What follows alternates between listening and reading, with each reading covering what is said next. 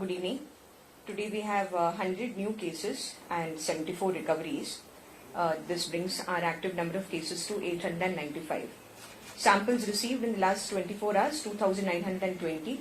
Samples tested, 1,850. And yesterday also we tested around 2,250 odd samples. Suspects under hospital isolation are 24. Hi, good evening. Even though now migrant movements has already taken place and most of the people have already gone, and so there is no much change in the data, but still I'll share it.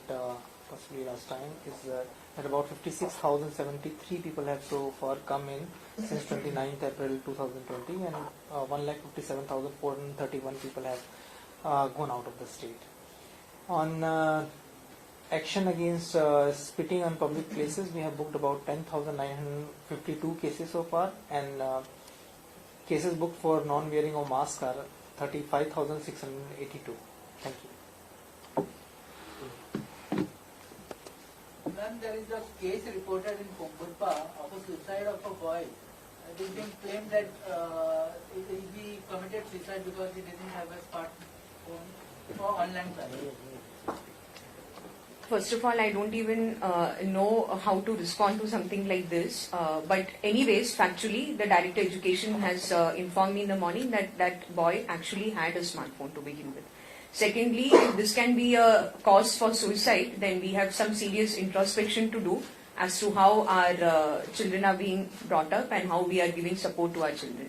That's all that I will comment on this. I don't think it has anything to do with anything regarding the working of Education Department.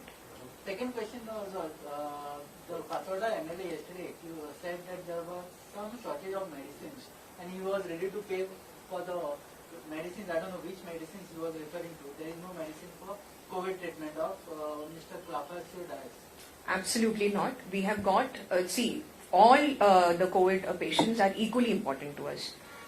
Definitely it is unfortunate that the Honorable MLA is also one of our COVID positive patients, but equally for all of our COVID positive patients, especially those patients who are in critical condition, we don't want to leave any stone unturned. We want to ensure that our doctors have all the range of choices available before them, and so they can take a call as to what is the best course possible. You may be aware that there is this medicine called Remdesivir. It is being talked about a lot. There are differing opinions, of course, about its efficacy. But having said that, lots of hospitals across the country are trying it. So we did not want to leave that option unavailable in Goa. With the interventions, personal intervention of our Chief Secretary, sir, we got in touch with the company which manufactures it in Hyderabad, and within 24 hours we ordered the immediate necessity. We are also placing a larger order with the authorized dealer, but directly from the company which manufactures it, we got our first 35 vials of that medicine just day before in the night. So these medicines are available. Remdesivir is one. All the other medicines which are possibly talked about in relation with COVID are all now available with our doctors. Plasma therapy, as you are aware, I need not again repeat, that option is also very actively being pushed forth with the leadership of the Dean GMC and his team of doctors there. The plasma bank has in a sense already started operation with our first donors giving their plasma. So there is definitely no shortage of medicines, and the lack of the medicine will definitely not be the reason for any problem.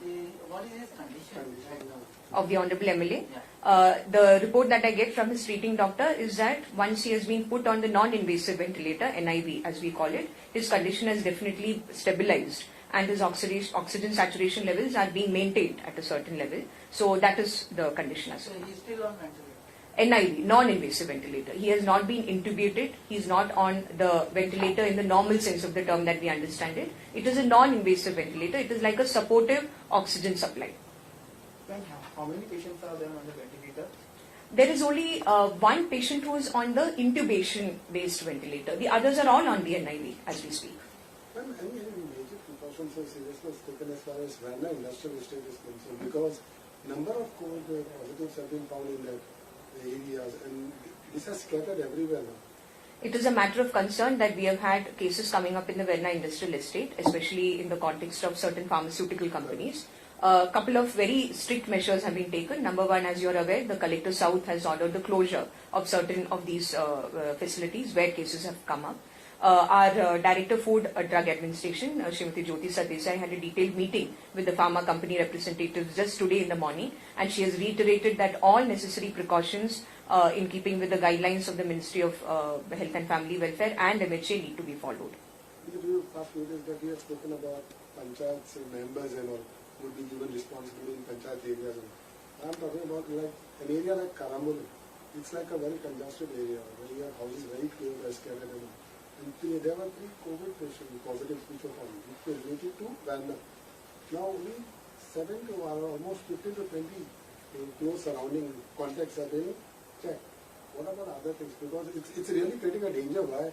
Because these houses are so close to each other that there's a fear that it can spread. We are watching the Karambulim situation very closely. This was just the very first step, the first samples that you mentioned right now. Our health officers are seized of the matter. They are definitely taking every necessary step forward to see that they get a correct assessment of the area. So luckily today we got the results of quite a number of samples from there. They are all negative, but I'm not sure whether all results have come.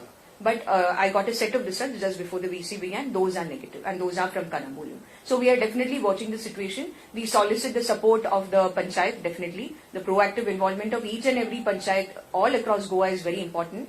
Every municipal council's contribution is very important to keep people alert, aware. One appeal, I'll use this opportunity to make an appeal to all the members of public. We have come out with an ad also. Has it come out today? Yes. So today in the newspapers, all of you may have seen the ad issued by the Director Health Service. Basically, we want people who are experiencing any symptom of fever, cough or breathlessness to come forward, get in touch with our PHC or at least call us on 104 number. So if you are experiencing symptoms, please don't wait for them to get aggravated. You know what the symptoms of COVID are. This advertisement was to create more awareness about the symptoms just in case somebody did not know. So please approach us. This is my fervent appeal to all members of public. Similarly to all panchayats, municipal bodies, if you can spread this message, media also, friends from media fraternity, please use every opportunity that you get. The police are also definitely making constant announcements in the containment areas, etc. Any symptoms of COVID, just please get in touch with us, nearest hospital, nearest public health center, or call us on 104. Why I said is because there are 2 places like this. One is Karambulim and there is another one called PGA Colony. There are almost to reach this 5,000 or 5,000 people staying there and so congested. So it's really a concern. If you have people... Yes, we are keeping a watch on all such areas. But there's a logic to taking the samples and testing. We have to take it up progressively. First, I've mentioned and explained this before. We go in concentric circles. So we have to start with the focal area, the focal home where the positives have been found. Then from there, we have to expand. And then, depending on how many more cases we are getting each day, we keep expanding. So if the first level itself throws up negative results, then definitely we get an assessment of what is the situation. We are on the job. Definitely our health teams are on the job. Madam, how many COVID centers are there in Goa? How many COVID centers are there in Goa? Let me just enumerate them for you. The first one was started at our THC Shiroda, so that is the first one. Kolva Residency is there. Kalangut Residency is there. Kalangut Annex is also there. Then we have, I'm talking now of the SAI, Sports Authority of India hostel in Pede. And Venkaji and Sanjay, please add on if I miss out any. In the south, we have COVID care centers. We have Fatorda Indoor Stadium. And I mentioned about Kolva earlier. MPT Hospital is one of our COVID care centers. And Madgaon Residency, we have kept it for the doctors, nurses, staff, government employees, etc. So that is also there. How many patients are there? In total in the COVID care centers, you see, we have 112 people in our ESI hospital. So the active cases minus that will give you the number of people who are there. One moment, I'll just quickly check on the. You may carry on, and as we speak, I'll check the figure once more about the ESI hospital. What is our latest data?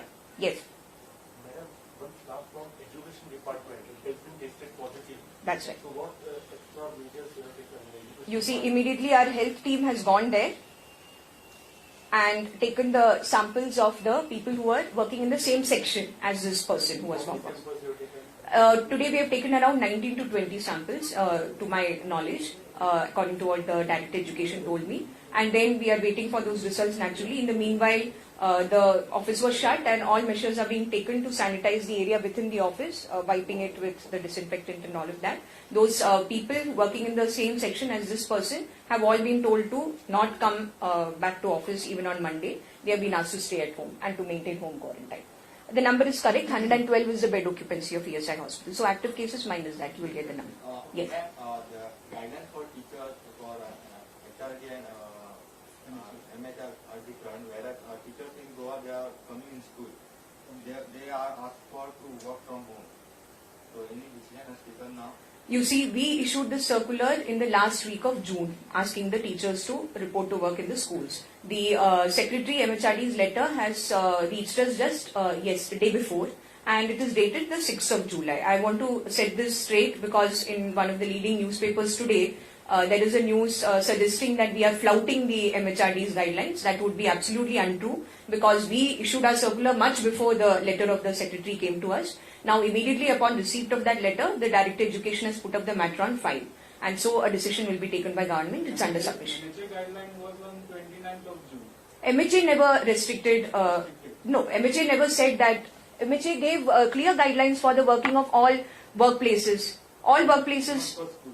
School is also a workplace. In school, what MHA had prohibited, you can read out the guideline. I have gone through it several times. It says that school should not operate for the teaching learning process. Students naturally cannot be called to the schools. Otherwise, the school is as good as any workplace. Of course, I am talking in relation to the MHA guideline, not in relation to the letter by the Secretary MHRD. As I told you, that letter has just received, has been received by us and we have put it up on file.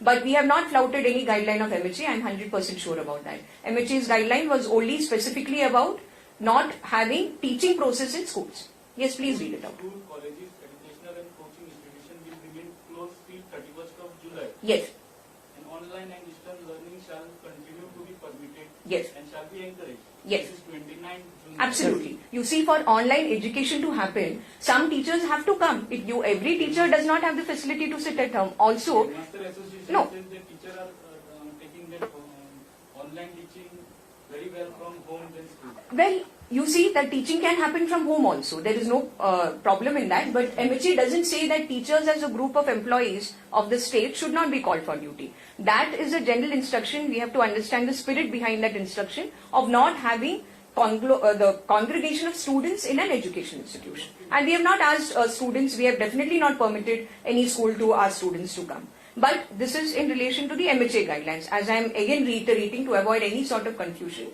our circular was issued on the 24th of June, if I am not wrong, definitely last week of June, several days before the letter of the Secretary MHRD was received. Now that the Secretary MHRD has written that to the extent possible, the teachers have to work from, can be told to work from home and they should not be called to the schools. This has been put up by the Director Education on the file. A decision will be taken by government. Ma'am, does the Director of Education have any data pertaining to employees, as in the teachers, the teaching staff, who have comorbid conditions, which might be the section which is actually vulnerable to COVID right now? Do they have any data? I wouldn't be sure if they have specific data, but in accordance with the guidelines issued by MHA for workplaces, where they said that certain categories of people can work from home. I think pregnant women was one category. Anybody above the age of 60, which is not very relevant in government service because of the retirement clauses. But all those things have definitely been reiterated in the circulars of the directorate. Whether they have specific data about comorbid conditions, I'll have to check with the director. Madam, now Ganesh Chaturthi festival is approaching. Any specific guidelines will come for that because neighboring states they have meeting collectors or health officers. Yes. They have issues in that. Okay, so this is something that I will not be able to comment upon right away, but definitely all the guidelines as are issued from time to time by the various ministries, the most important being the MHA, as well as the state government will have to be abided by. Now, whether any fresh guidelines will be issued, definitely I will not comment on that right now, but we may have to, as you are rightly mentioning, we may have to take a look at this. Yeah, that's right. So we will have to deliberate on this and definitely appropriate decision will be taken. Ma'am, when the COVID hospital was established and you addressed us for the first time, you gave us a breakdown of the number of ventilators, oxygen beds. Yes. Is there any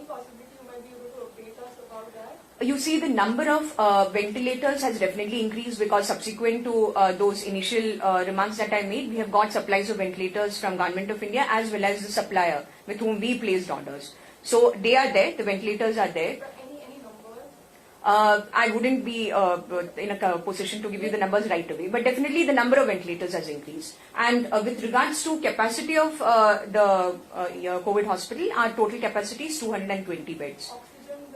Oxygen beds? Oxygen beds are around 45 of them. Oxygen beds. And now oxygen beds are different from the ICU beds. Right? You are aware of that difference. So that's the position as well. ICU beds would be? ICU, in the proper ICU that we have 6 beds, but an ITU, intensive treatment unit, has also just been started yesterday on a completely different floor for the patients who are on NIV, on the non-invasive ventilator. So Dr. Ira, who is the medical superintendent of South and also looking after the COVID hospital, has updated me today morning that since yesterday she has activated that ITU unit.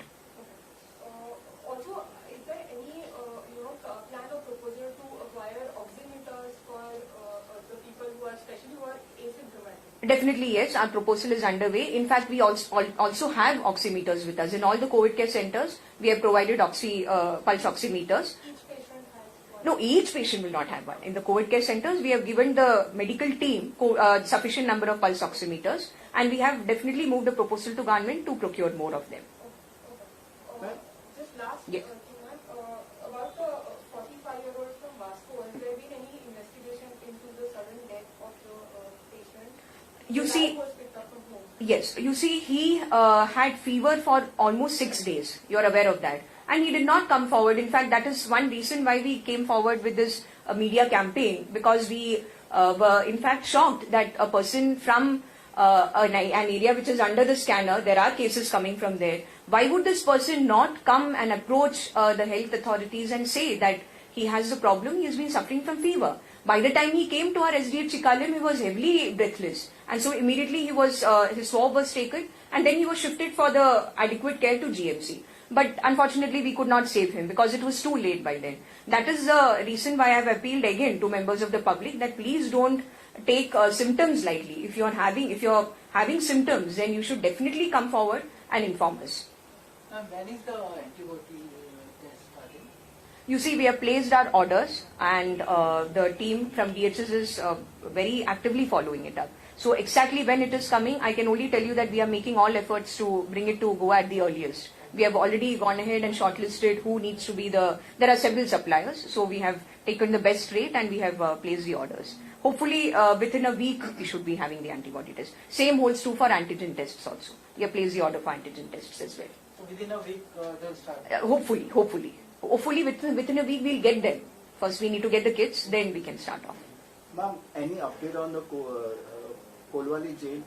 Yes, Kolwali jail, you see, on the very first day after we received the information that one of the jailers is tested positive, we took 42 samples of the immediate, not exactly inmates, but the other jailers, the staff of Kolwali, plus 2 or 3 inmates who were in contact, 42.